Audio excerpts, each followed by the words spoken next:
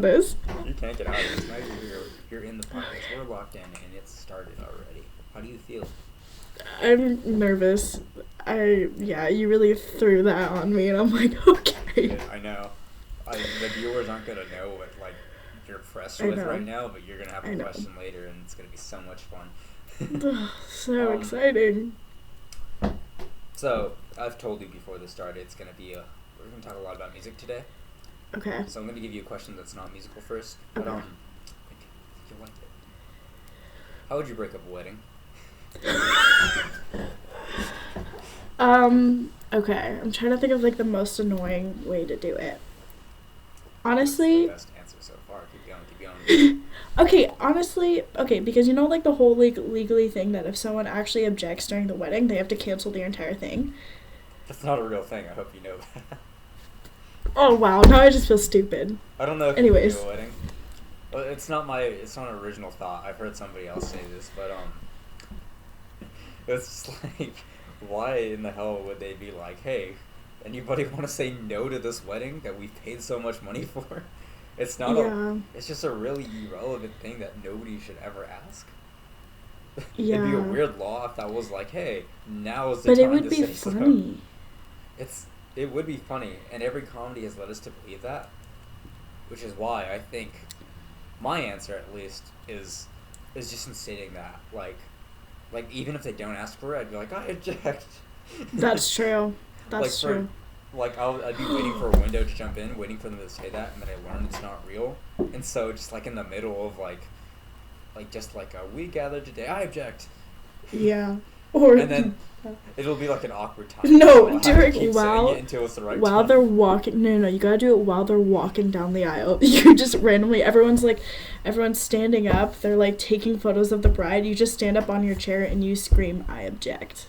Or maybe when the dad's giving away the daughter, I just run up there and I just grab her to the shoulder and I start walking with her. No, you gotta put her in the headlock. You gotta. I meant get her arm around mine, not a headlock. No, you're just gonna put her in a headlock. Choke slam the bride. Plot twist. Then I look towards the groom and I'm like, bro, you can't do this. It's plot twist. I'm actually stopping him. Exactly. Not the bride. What was your way of stopping it? I saw your aha moment. I think if it was just this whole musical number and I just bring out my guitar and I sing this whole song about how I don't know if you know this. I could do a Swiftie moment. I could. But it's just but I don't know if I'd be directing it to the bride or the groom. Probably the bride. What's the Panic at the Disco song that is about breaking up a wedding? I write Sins Not Tragedies. That one where it's with the haven't you people ever heard of closing the goddamn door. Yeah, I just sing that and they're just okay.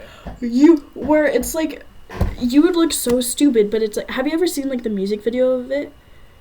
Yeah, it's this whole wedding. Yeah, if you reenact that, but it's just you yourself. It's not no other dancers or anything, it's just me. And just I'm you, yeah. Top. Yeah. You gotta wear the whole top hat and suit. Yeah. That Brendan Urie wears. Yeah. Yeah. Anyways, so I want to go back to the Swiftie conversation. Okay. Because not too long ago I had asked you this question and you didn't indulge me. So now you have to because you're on a podcast. Oh no. Is Taylor Swift the new Bob Dylan? Tara, answer me. Is Taylor Swift the new Bob Dylan? Yes. Okay, yes. That's the podcast. Thank you, everyone. That's it. Goodbye. Imagine, no, it's out, or do you want to no, wait. It's it's you put this bit at the end, and you end the podcast right before I answer yes or no. It just cuts off. So, do you want to hear me out, or do you want to just do you want to find out what I meant? Do you want to guess? No, I want to hear you out. I want to hear what you have to say. So Bob Dylan is a country singer, or a folk singer turned rock star. Yes. Taylor Swift is a folk singer turned pop star. Country singer, never folk. Country folk. Doesn't she have an album called Folklore? Shut up. Yes. Well, no, but then that's like recent. That was in 2020. So she was first a country singer. Yeah. But you don't know about the sister albums? I'm so sorry. Yeah. What is it, Taylor's version? No! Is there a Bob's version, you think? Folklore and Evermore. Those are very folky and indie. And those were the albums that she put out indie. Before she did. Would you call Taylor Swift indie? Her Folklore and Evermore album, yeah. Yeah. Have you even listened to them? Are you even a real Swiftie? Me starts playing them. The entire thing is just us listening. This is the 10-minute version of All Too Well. There's no conversation for the rest of the episode. It's just that. I'm just sitting here like crying. You break up a wedding. No. Oh my gosh. Oh goodness. I don't know where I was going with that. Okay, Bob Dylan. At the time, country's always been around. Folk's always been around. We're not going to argue the difference between the two. And then rock is a huge thing. So he's like, I'm going to adapt and make my sound more like that. So he does. Taylor Swift does the same thing how many more years after? I don't really know when Bob Dylan got famous, to be honest. Bob Dylan sings incredibly simple songs. And he's not really a good singer. So it's kind of like a lot of people do covers. Like Knock on Heaven's Door, Desolation Row. Taylor Swift. Listen to her. She's not really a good singer. She's not very unique. I'll say it. Bite me. I don't care. Listen to her. Really think about it, because I didn't believe myself when I first said it. But she does the job. And she has, just like Bob Dylan, very meaningful lyrics and like very well like songwriting talent. But I think they both can be outdone by another artist that's more talented. I think it's true. Well, yeah. I agree on that, but I wouldn't say that she's not very good, that they're not very good. Obviously, there's better vocalists and artists and bands out there, but I wouldn't go as far to say that they're not very good. I mean, maybe you're right, but think of, like, me saying this about Taylor now was probably as provocative about saying that about Bob when he was at, like, his peak. All it takes is one person to make a really good, like, Taylor cover, which I don't even know any famous people that have. But neither do I.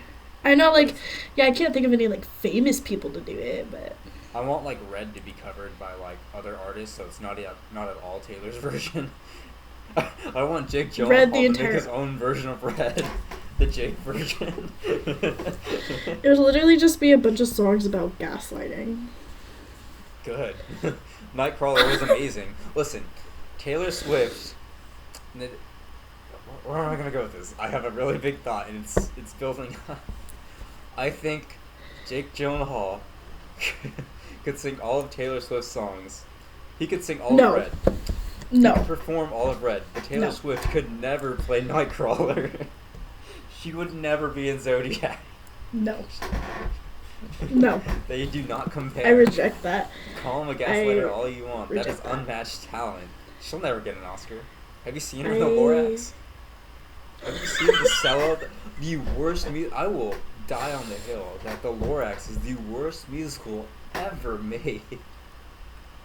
I love the Lorax. After this, your homework is just to go and listen to the soundtrack and tell me that wasn't DreamWorks trying to sell copies of their soundtrack. Like, tell me a single song that's good. I can think of one that I Let It Grow? Are you kidding? I am. Have you heard Let It Grow? It's not catchy. It's not. It is not a catchy song. How Bad Can I Be is almost catchy, and then Ed Helms sings it. And he's the only person that... Listen, if Taylor Swift sang Let It Grow, maybe it's good. If she sang How Bad Can I Be, in the style of, like, Look What You Made Me Do, that might be a fire song. But I don't even think she sings in that movie. Maybe in, like, one line. Why is that guy on in that movie? Honestly, Andy plays like a 12-year-old boy. Why? It doesn't make sense. It doesn't. He didn't have to. Yeah. Is Ed Helms the Onceler? He's the Onceler. Okay. I know he's not good at it. Danny DeVito crushes the role. I will say that. He was... I mean, I don't know any roles that he does bad in, but, like, I think that was, like... They did. Danny DeVito's just unmatched. I think if nowadays that movie was coming out, same actor, same horrible music, and they announced Danny DeVito playing it, I'd go like, oh, that's a really good choice. I'd watch it. Would you not? I mean, yeah, no, you're right on that one. You're definitely right on that. We made it. It's episode 7. TARAH PANCHO, welcome to episode 7 of the many friends of David as Chubby Obi likes to welcome you. This is The Many Friends, the show where we talk about Fight Club, but not Bruno. Today I have my guest, TARAH PANCHO. Well, not a very long time friend, only a couple months. I met you a little before I graduated, which is... Correction. Correct. We're gonna you met me. Correct me. No, this is my show, not yours. My bad. What can I say about you? You're a very musically inclined friend. You're, that's it. That's all I'm gonna say about you. Okay. The audience knows too much about you now. No, they do not. Let's just start the questions. You know what they are. First impression. When did we first meet? You know. Go for it. Go. Okay. So you said that we only met a couple months ago, which is false. False. We met my freshman year at GCU. You were hanging out with my friend / roommate Bailey, and that was the very first time that you guys hung out. And I remember I was like, who is this kid? I don't know who this is. And then me and my other roommate were like, oh, let's go stalk them. So we did. And we went to, I think we got like GCBC or something, and you guys were sitting outside of the student union by like the Thunderground. And yeah. And we went and we sat at a table near you guys, and Bailey was like, are you kidding me? And then we joined. I thought that was a normal thing for you guys, was that not? Oh, yeah, it is. Okay. But she was just like, really? You were writing. I was actually thinking about this today. I was prepared. Yeah. So, you were writing it was for one of your classes, and it was supposed to be your, like, best man speech. And, I started writing it for you. And you were talking to Bailey. Soon came to find out. Did I consciously know you were writing this best man speech? Yes. Okay. You said, I don't know what to do. I said, I got it. So then I started doing it. Yeah, and then I found out that you didn't use any of it, so all of my hard work gone in the trash. You know the crazy thing? Everybody that I guess came up in that day was like on this podcast already. So the one that you were writing was the one I was starting with, and it was for my roommate and this girl who wanted to ask out, who turns out to be, I think, episode 3's Taylor Williams. Okay. And so they're dating now, which is funny, because at the time I was like, you're never going to ask her out. I'm not going to write this for you. So, episode 5, Luke, I write it for him. And it was probably my best performance. I hope I can find it one day so that I can read it on one of my episodes. But yeah. Oh my gosh. Yeah. That's crazy, though. Yeah, isn't that? It came full circle. Yeah, that's really cool. Please keep going. I didn't use it, but Yes. You didn't use it, and I was kind of hurt, but it's fine. Yeah. And then after that, I don't know if you ever came to our old dorm. No, that was the only time I ever saw her. Okay, that year. Yeah. Okay, I always just knew you as like, oh, you're one of Bailey's friends, but I didn't really know you that well.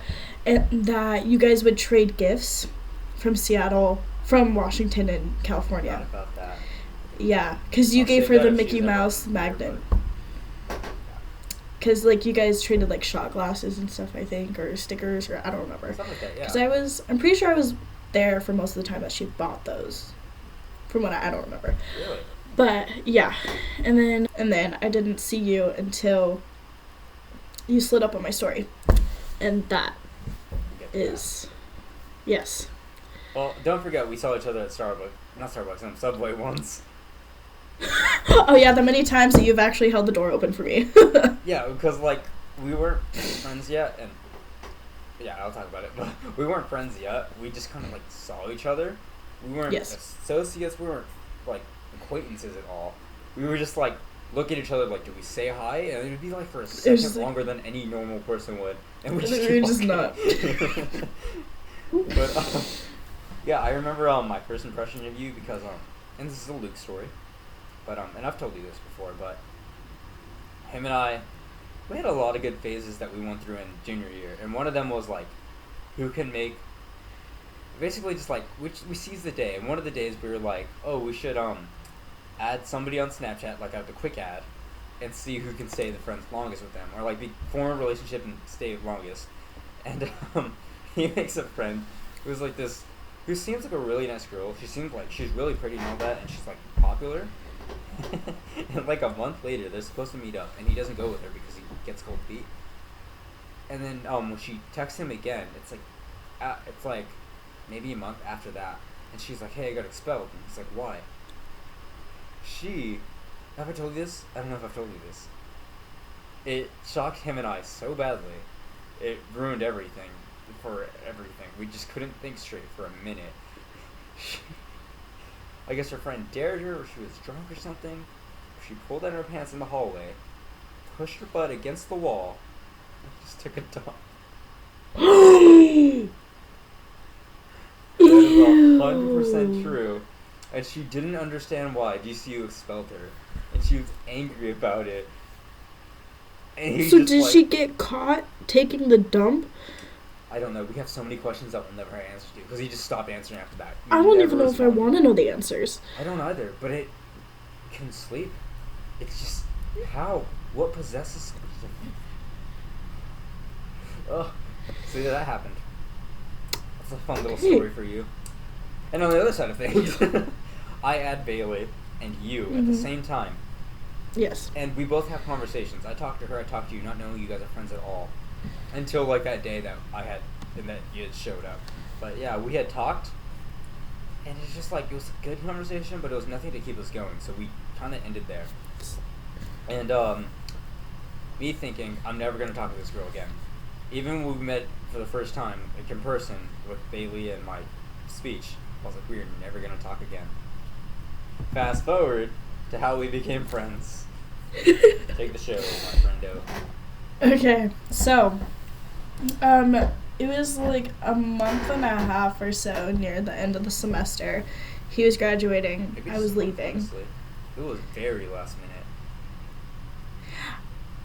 I don't even remember. But I had started going to this diner. Shout out to Five and Diner. Love you guys. Oh, what a lovely Love that place. Yes. And I posted this photo on Snapchat. Wait, before you say that, let me just say, a year before that, like I think to the date, Luke and I went there for his birthday, and like our other roommate who's gonna be on here. So isn't that wild? It all just full circle. Really?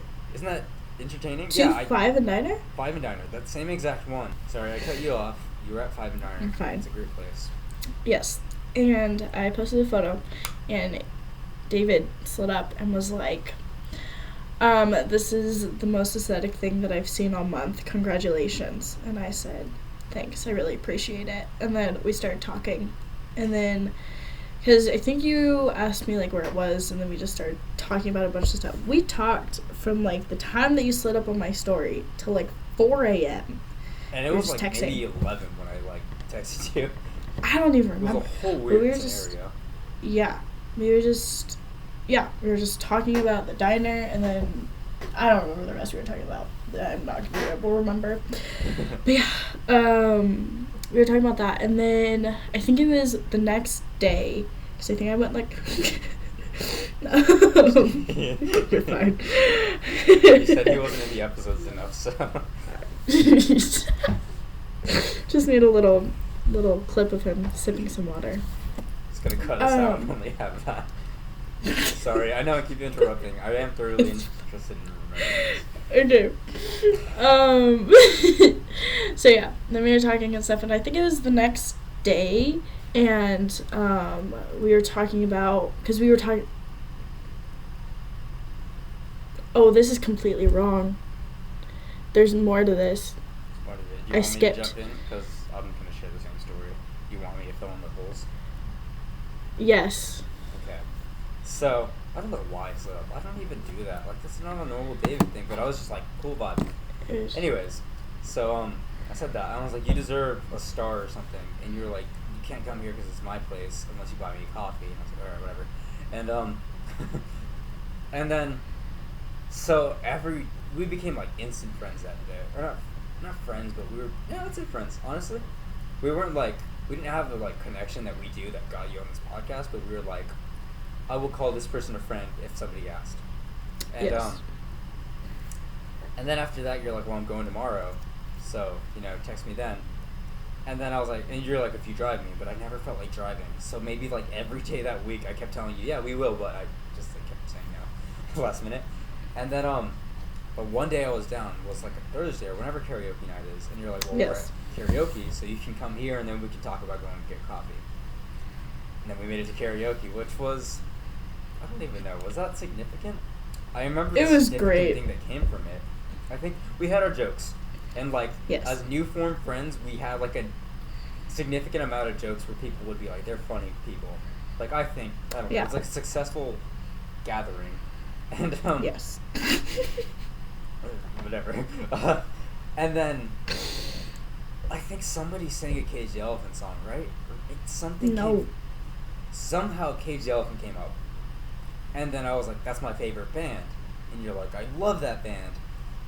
I don't know how it transpired, but we're like, one day we should go to the music room and we'll both play like ukuleles and sing Cage the Elephant songs. And no, it was like, my guitar. Well, it came out to be that because we didn't want to carry ukuleles or something. So I was gonna play guitar, you were gonna play piano. That's what we like decided on later. And we're like, okay, let's go tonight. Like, why not? And it was like 11 p.m. And that entire night we just jammed out for like maybe from like 11 to like maybe 3 or something. It was late. Was it? Yeah, we were there for like 3 hours. We played so much music that day. That was such... We did. What an iconic story, I'd say. And then that got you the nickname Cage the Elephant Girl with my friends. I'd be like, oh, sorry guys, I'm gonna go play music with Cage the Elephant Girl. I think that's I a great have nickname. that in my phone, actually.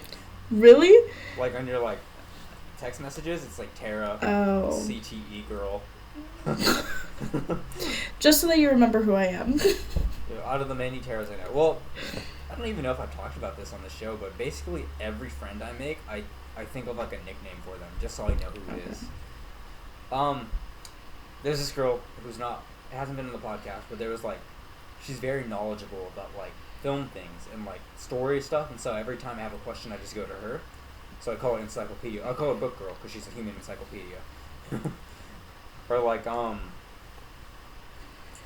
Julia, I know she was like it was Better Somebody. It was like a name, but I can't remember who. It was Better Someone. I remember it, but I can't name drop them. So it was Better Someone because she was basically like another friend I had, but she had a better music taste. So yeah, that's basically how we became friends, I think. Like after that, we eventually did go to the diner. We hang out a couple times, basically until I graduated. Yes. Wasn't that a cool? I like this premise of the podcast. It's fun stories. I hope people watching this are like also as entertained as it is talking about it. Yeah. But are you ready to get into like the nitty gritty of conversation? I guess. And talk some yes. about, or whatever I kind of wrote down. Sure. It requires thinking. I'll say that. Anyways. Okay. So do you think and it's a music question. Where do you think like our music taste comes from? Is it from like? Are we inclined, like sociably? Does it come from our parents? From an experience? What do you think? I think it comes from like sociably, like what you said. Because I don't think any of my music taste comes from my parents at all. Closest thing to like family, it would probably be my siblings. Because the way that I like to explain my music taste is that all of my siblings going through their different. Okay. Anyways, so all of my siblings going through their different phases in life, and I just took it all and just kept it with me, and that's why I believe I have pretty broad music taste.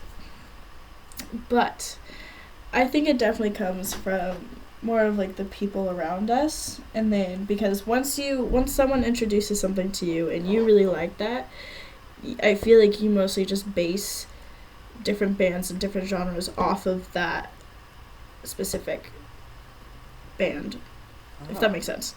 No, I like what you're thinking. I can believe that, because it's like, I think it is like a sociable thing, right? Like, if you're like around people that like hip hop, you're gonna eventually find what kind of like hip hop or rap band just like artists you like. If you like rock, it's just like it comes from people around you, but you're gonna have your own specific like spin on it, which I think is a lot of things with personalities, right? Yes. Like if you're, I don't know, what's a good example? Oh, it doesn't really matter, I guess. Just like if you like cooking, and all your friends like cooking, they get you into it, and then like you go into baking, it's your own little spin, Yeah, exactly. Exactly. You take but I get what you mean. Like you have your own take on it. You have your own takeaway. You're basically like a mosaic. You expand that put together. Like you know what a mosaic painting is? Like it's little bits of everything else into one, and it makes like one new thing. And it's like it's like your music comes from your siblings and like the phases you went through. This is a really pretty analogy. I like, but like and then it comes to you and you're just this embodiment of like all this influence on you, and then you have your own taste from all that. Yes, exactly. That's really cool. I don't know. Do you think some people are just like more like, I was gonna say elite, but no, that's not right. You think people are just like they have better music taste because they're more broad? What makes a good music taste? I mean, obviously, I think that everyone has different opinions on what a good music taste is. But like, not like what band makes your music taste good. Okay, but like that's exactly what it is. Yeah. I think so. Well, yeah, that's why. Like, I like Queen. I have good music taste. Like, no, everybody likes Queen. Like, I don't think it's special. You can't be like, I only like the Beatles. Or maybe if you're like deep into the Beatles, I think that's a music taste. Yeah. I think if you're like, I really like, like Help by the Beatles. Like, no, you just like music in general. You're a human being. If you like Stressed Out by 21 Pilots, you are not like, that's not a music taste. That is a music, like a general, just like, what would that be? Well, it's just like bland food. It's like eating Cheerios.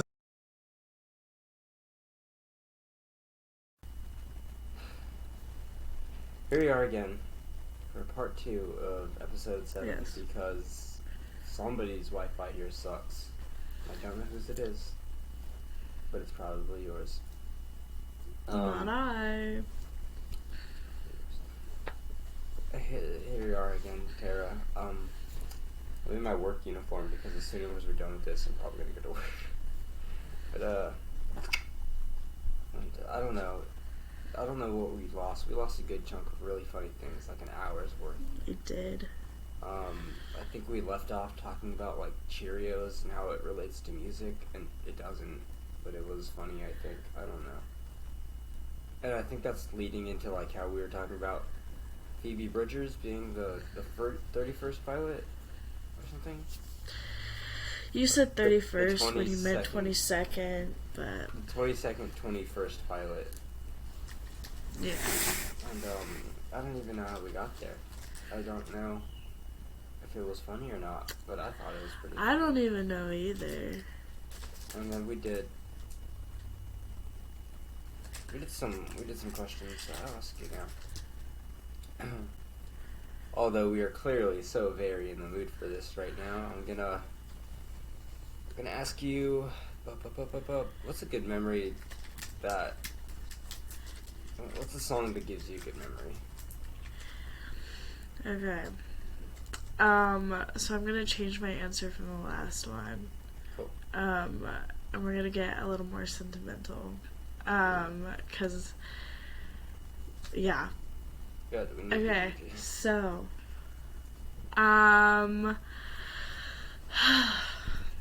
okay, so the song "Can't Help Falling in Love" Elvis Presley. Yes, I love that song. It's a very so all of my family, like on my dad's side, is very musically inclined. We love music. That's where I get that part of me from, and Can't Help Falling in Love. They're my grandfather, who is he once at a Christmas family Christmas party, he just started playing a guitar that was there, and this was very rare. No, this was very rare. Don't mind if I wish. No. He, like, rarely would ever, like, occasionally he would play it in, like, the nursing home for my grandma, occasionally, but, like, him playing for, like, our whole family was very, like, oh, this is cool. And Can't Help Falling in Love was one of the songs that he would play for my grandma, and so he played it during Christmas, for, like, when my grandma was there at the house, which was new because since she was in the nursing home and stuff, it wasn't, like, that common that she was able to, like, come to these things, so we would bring it to her. So it was really cool that he did that, and then he just sang a bunch of songs for us, and then, before, I don't remember. And then at one point in the nursing home, this song is just a reoccurring thing that we always play for my grandparents. And at the nursing home, there's this one video of a bunch of us in her room just, like, playing and singing that song. Just typical Filipinos, you know, whipping out the guitar. And that's the thing Filipinos do. I think either, if it's not a Filipino thing, it's a Pancho thing. That I know for sure. That I can 100% stand by, that is a Pancho thing of whipping out a guitar anywhere and playing. And then my sister, when he died, my sister played it at his wake. So it was just a really special moment. And it was, yeah.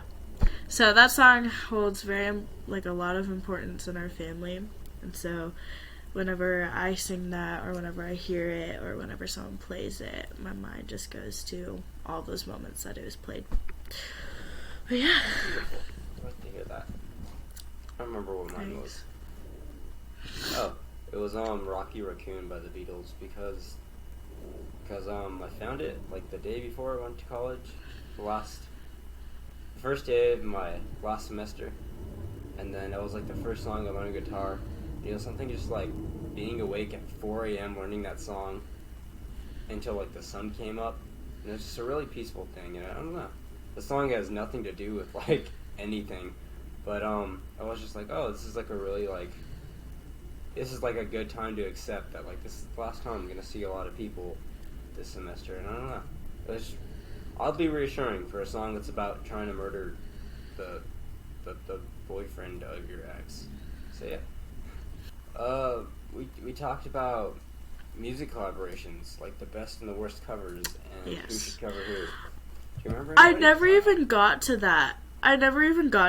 Because because I mentioned Phoebe Bridgers, and then you went to, oh yeah, haha, Phoebe Bridgers and Taylor Swift, and I was like, actually they did do a collaboration, so fuck you. Didn't they? But they did one with 21 Pilots, right? That's what we were like. Oh, the 22nd Pilot, Phoebe Bridgers. Yes. There we go. I mean, yeah. All come together. Yes. Yes. But my dream collaboration is Phoebe Bridgers and Bon Iver. Ugh. I don't know if you're like somebody able to claim they're super indie, but they listen to Phoebe Bridgers and Bon Iver. Bon Iver is super indie. Bon Iver, yeah, maybe. Bon Iver. Bon Iver. You know? I know. For my collaboration, I want the Strokes to do covers of Beatles songs. I don't know why, but I think they could have a little bit of flair into it. What do you think? Think about it. It's not like a... initially, it doesn't sound like a good idea. It's... Yeah, I can't hear it. I can't hear it. You don't like it? You can't? I don't like it. It's like you'd have to listen to it to hear it, I think. Like, it's not something you can really imagine, but I can hear it. Like, it'd be a... I guess. You gotta picture the guitars that the Strokes do, where it's like that muted... I don't know what it's called. Not that good. No. I don't want to say Cage the Elephant. I'm tired of talking about Cage the Elephant. I've discussed... I don't love them as much as I've talked about them on this one episode. Even though I have, like, 2 of their albums behind me. But... Cage the Elephant's great, though. Cage the Elephant. They are great, but I just talk about them too much. I guess. Did we talk about what band gives us a specific memory? I guess you wouldn't know. Then yeah, what band gives you a specific memory? And mine's still gonna be Cage the Elephant, even though I just said I don't want to talk about them. Then change yours. No, because it's still the right answer. I still think, like, every album I discovered at the time I did was the album I wanted to hear. Because it was the kind of genre I was into at the time. Yeah. Okay. What band gives me a specific memory? Okay, actually, Switchfoot. Because of the specific memory of me and my brother. My brother is a diehard Switchfoot fan. He loves Switchfoot. Good band. Good Christian band. And that's like a non-Christian. I know, and that is like... That's a big deal. For them, right? That's like the highest compliment you can get as a Christian band. Yeah, literally. Because a lot of Christian bands are just not it. And I feel like a lot of Christian bands just have no depth. Face about the message. Yes. Yeah. And there's no, like... There's no... Into. Yeah. You were like, oh, what if, like, Cage the Elephant was, like, in your face about the meaning of their songs? Like, yeah. I like because there's no iceberg effect. There's no iceberg effect when it comes to Christian music. Yeah, no, I totally agree. That's what makes it so good. It's like the abstractness you'll get. If Group Love was like, we're doing acid on a boat, Raspberry wouldn't be a great song. Yes, exactly. Or like 9 in the Afternoon by Panic at the Disco. They wrote that while on shrooms. And once you realize, they're on shrooms, it makes sense. Yeah. It changes things, because it's like, when you don't really, like, know that, they wrote that on shrooms, and then you listen to it again, you're like, oh my god, that makes so much more sense. Like, it's 9 in the afternoon, your eyes are the size of the moon. Come on. Like, I thought he was just flirting with someone. Gotta be on something. I guess that's kind of more interesting. No, it means their pupils were literally huge. But yeah, I see that now. Yeah. But... Switchfoot. I gotta explain this memory. Okay. So, so I was younger. I think I was in middle school, and my brother, I had to come with him to drop someone off, I think, and I was sitting at the front, and he was playing Switchfoot, and I was like, I don't really like Switchfoot that much. I was like, there's some songs that I just don't really like, and he's like, hold on, I know you'll like this one, and it's like, hold on, and it was gone. It's like, no, it was song. Souvenirs. It was Souvenirs. Oh, that was your favorite one, wasn't it? That's my favorite one. That's my favorite Switchfoot song is Souvenirs. It's so good because, see, here's the setting. It's like late at night, and it's a summer night, so it's still warm outside. The windows are down, and like he's taking the long way home and going back, like back roads and stuff. And he's like, okay, what's one thing in a car that you want to do that mom doesn't let you do? And I was like, can I steer? And he was like, yeah. So then I'm just sitting in the passenger seat steering, and then he plays the Switchfoot song, and then I stick my head out the window and I just embrace the song, and that was the very first time of me hearing it. There you go. It's like we do not tunnel song from what's that movie? Perks of Being a Wallflower. Yeah, the Perks of Being a Wallflower, where it's like the tunnel song. It's something we discussed too, where it's like everybody needs a tunnel song. It's something they can. So then technically, I have two. Freedom to. Exactly. Give it a second one. Go ahead. Okay, so I did have a tunnel song moment, and it was the day before I was leaving to move back to Arizona for school. That didn't age well. And I was driving with my friend through downtown Tacoma, and we were like going across the bridges and like just going through the city, and there's like on one of like the freeways and stuff, there's like a tunnel area, and like to like which way were we coming from? This way. To like your right, there's like all like the city lights and water and stuff, and then you're just like, it's just an overhead tunnel. There's like a wall and an overhead, if that makes sense, so it's not a full tunnel. So if you like look to your right, there's like all these like pretty lights and everything. So I stand up in her sunroof, and what's blaring on the radio is Brooklyn Baby by Lana Del Rey, and I just am like laughing basically hysterically because I'm like, holy shit, this is so cool. And the people behind us, because it wasn't too late at night to where no one was on the road, there was definitely people on the road. They were like, this chick's crazy, but it was a very good song, and very good timing, and it felt very right because that summer had sucked real bad, and so like having like the ending of the summer of I'm moving and going to school again, it felt right. Chef's kiss, 10 out of 10, would recommend. Thank you for recommending. I'll save my tunnel song one for the best memory at the end kind of deal, but we then got into a pretty fun conversation, if I do say so myself, about what music listener is not your friend. Do you remember your answer for that? I sure. Oh, yeah. I surely do. It's, oh my goodness. Well, because what I said was if I said this, then it's like hypocritical, because a lot of my friends that I have now is this type of person. Mm-hmm. But so we said it was just if you handed the aux cord to somebody in your car and they played this, you could like righteously throw them out. I would pull over and say, get out of my car until you change the song. And that is the one and only One Direction. There is maybe one song that I like by them, and I won't go out of my way to listen to it. Why don't you like One Direction? For the fans that are watching, like, wow, we hate this girl. Gosh. Because they literally don't have much talent. Okay, they sold money because they're hot, because they're attractive, and that's what this generation needed.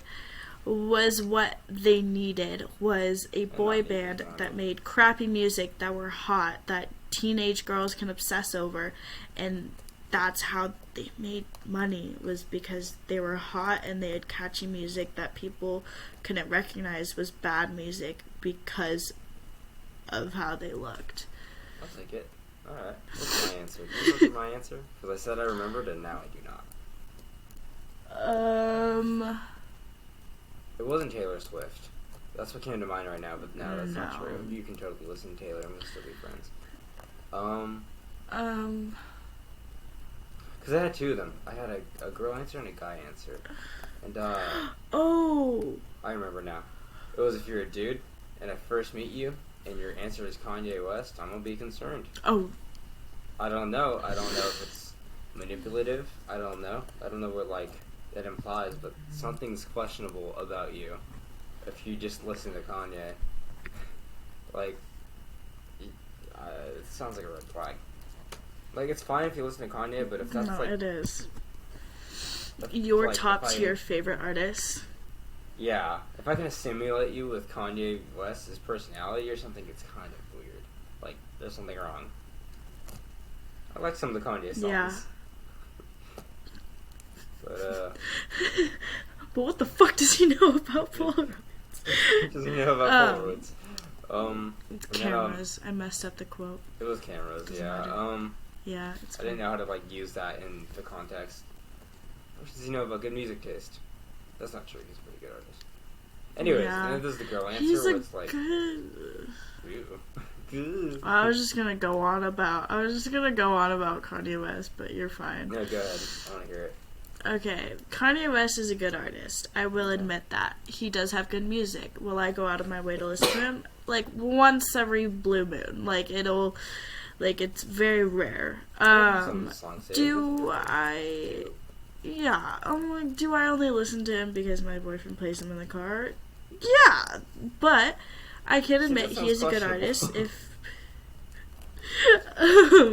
What does it mean? I can admit that he is a good artist. I've never met a girl that's, like, told me they like Kanye. I think they've just, like, we'll say they like a song. I've never met a girl that said, like, oh, I just love Kanye. Well, I've met girls that, like... be trying too hard if she said that. It'd be like, oh, we get it, you're like a bro kind of thing. Like, you're not. Oh, you're a pick-me. You're a pick-me. Maybe pick-me. You're like, yeah, I really like Kanye West. Yeah, I just don't listen to girl music. I don't listen to Kanye. And then, my girl answer, before I don't say it, is, yes. It's not this artist, it's specifically the one song, because it was, you know, I don't even talk about it. But, you know, they play it at parties, and every girl loses their mind every time that beginning riff starts. And at first it was funny. It was an ironic thing to bring back this old song that was good when it came out in, like, 2007, ? And then they keep playing it at every party since. And white girls will lose their mind every time, and it's not funny anymore. It's really annoying. If you're in a car with a lot of white girls, and they have the aux cord, odds are they will at some point play this song. And I just really hate Party in the USA by Miley Cyrus. I will kick you out of my car. I don't care. Amen to that. Amen to that. God, the song's not good. It was good. But it's just so overplayed. The joke is gone. There's no redeeming qualities. It's just such a safe song at this point. Like, everybody knows it. That it's just like, okay, so you don't have a music taste. Get out of my car. I need to throw away the aux cord now and buy a new one. It's just, ugh. Yes, I remember this, because this was the time where I named 5 songs that get white people to dance. Do you remember them? From the top of my head. Yes, I do. I think, wait, do I? Okay. It was Partying in the USA. No, that one too. Okay, wait. No, okay. Shh, I got this. Okay, Party in the USA, Dancing Queen, Sweet Caroline. I said 24 Karat Magic, but I feel like I would change that to That's What I Like. I think that or Treasure. They can be interchangeable. Yeah, I think but That's What I Like is more common. Yeah, That's What I Like is more common, and then Mr. Brightside. Those are the 5. And then we argued that Mr. Brightside is okay to play on the aux now and then. It is! Still okay, well, song, no. It's like... It's okay, like, depending on the mood. If it's just, like, kind of, like, chillin' stuff, and then Mr. Brightside comes on, you're just like... This is a wrong time. But if you're already in the, like, bump, then you have to... Yeah. You know, like, at a funeral? Coming out of my castle. Actually, can that be played at my funeral, Mr. Brightside? Ooh, what do you want Mr. Brightside. That's a good question. Okay. I think, the Monster Mash. It was a graveyard smash. Of course, covered by Taylor Swift. No, covered by me in a Taylor Swift version. That's right. I'll do that for you. Because the original condition for you being on this podcast, for the viewers, is that you had to sing the Monster Mash covered by Taylor Swift. I didn't do it. To prove that Taylor could not revive the worst song in the world. And then it never happened. Yeah. Okay. Anyways. I feel like you need... Oh, okay. Deathbed by Reliant K. I knew you were going to say it. That would be played at my funeral. It's going to be Deathbed. That can only happen if you have an answer, though. Oh my gosh. Okay, wait. Yeah. Do you know do you know what Club 90 is? No, I don't. Okay, but do you know what But you die at 90. It's Club 90. No, Club 90 is like the thing that does like the themed nights, like the Taylor Swift nights, that's sick. That stuff, like that. And it's they're really fun. I went to like Olivia Rodrigo's Sour Prom night. It was fun. You'll probably cringe at that. Whatever, it's fine. But thought about it. I would want my funeral to be an emo night. So, like, that's kind of sick, actually. I would want that so bad. Oh my god, you got Lord of the Grave Till I Miss You by Blink-182. Where are you? And I'm so sorry. Dude, that would be funny. Not to remember. Oh my gosh. That would be a blast. I mean, not for me. I'll be dead, but it's fine. No, I want. I think it would be fun. I want, Johnny Cash music exclusively playing at my funeral. So it's just like I had a cowboy's death, and everybody has to dress up like cowboys and do just very. It's a cowboy themed thing. So you're throwing down little roses on my grave. Maybe a group of bandits come by and they each shoot a bullet into my casket, which is probably not a cowboy thing, but I still want that. And Can I do that? Can I be one of them? Can I shoot a bullet into your casket? I don't know how the bandits are going to be decided. Maybe it's everybody that's been on this podcast is a bandit. My fans are called bandits now. That's the thing. That was mind-blowing. It's like Stan Lee's voice. I'll start every episode greetings, bandits. Excelsior. Oh my goodness. Okay, but how many of us do you think would actually do it? Out of everybody on here? Yeah. Honestly, I think everybody would do it. I think so. It might, as soon as one person does it, everybody else will funnel in. And we'll have those people that, show up with guns and are like, hey, you're not on the list. You were never a friend of David S. And then it's like, but depart from me. He never knew you. But, yeah. I think it's possible for my bandit-style burial. I don't know what else. Burial. But I think that's basically where we ended.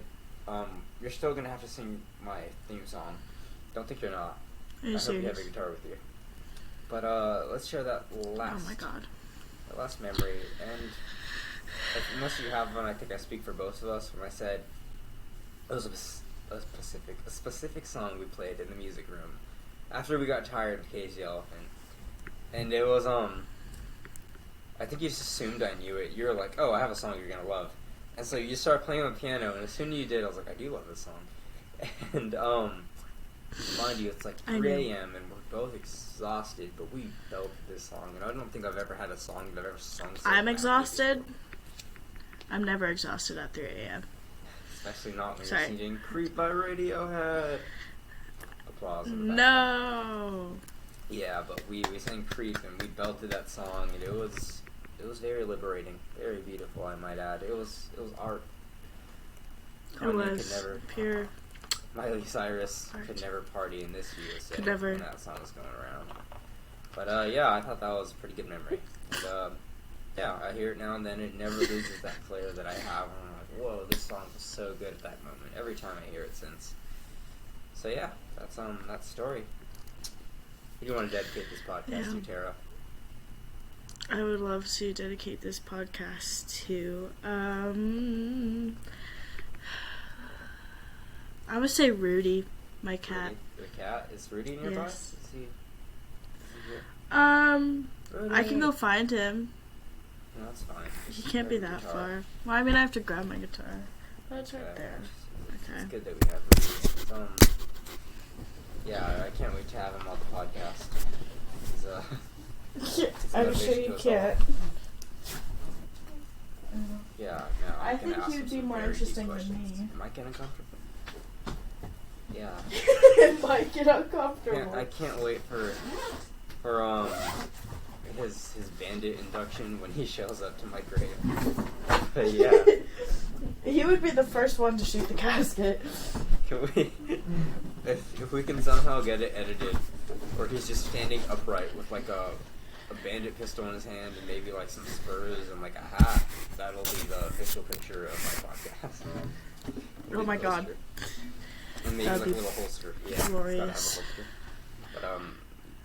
But we decided unanimously, almost at the same time, that Friends in Low Places was a theme song, and yes, let's just one and done this so I can go have some breakfast at 1:50 p.m. before I go to work at 2. Okay.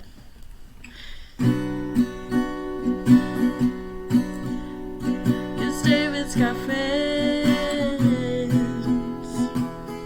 on his podcast. Yeah, there you go. That's good enough. I think this is a successful day. Thank you for being on this podcast. Being my friend. You're welcome. My fellow bandit.